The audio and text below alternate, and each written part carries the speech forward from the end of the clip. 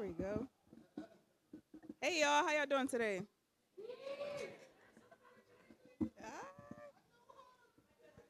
All right. In honor of Mental Health Awareness Month, I'm going to give y'all this new shit. All right, there we go. There we go. That's my treacherous little twin, and you know that we locked in, and I love you like my kin. It's whatever for you. I'll go up and down that road. I'll go anywhere you go. When you tell me life is good, I want. It's a little known fact that I have a twin.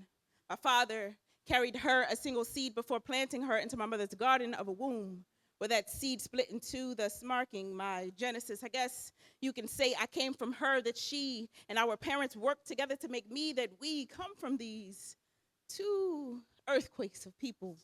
And maybe it's their fault our foundation has so many cracks, because we were carefully carried side by side like serving plates since the beginning of time, until my mother dropped us into this world.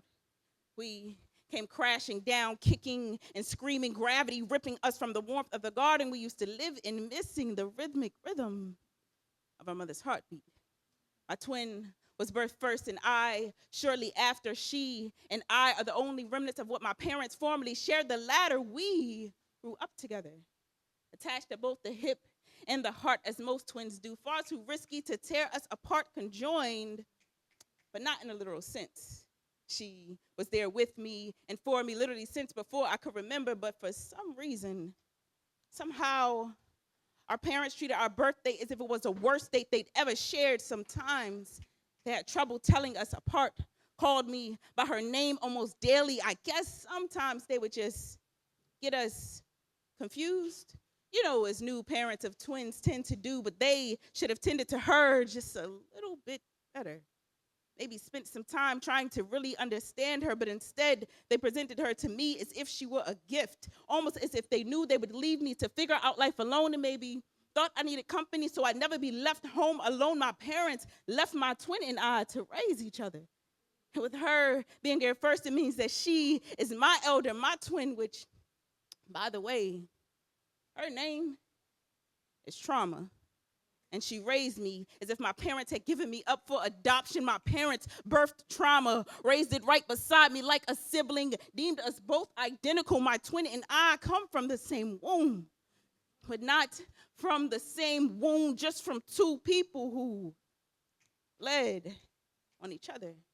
Because hurt people do hurt people, then get with other hurt people to go on and birth people that continue to hurt people. So Trauma hurt me. I grew up being violated by the very first thing my parents ever gave me. And so I vowed to do everything I can, if I'm able, to make sure that I don't have a twin anymore. Trauma's blood is all over my hands. I'm on the run, but sometimes I can't even stand the thought of continuing life without her.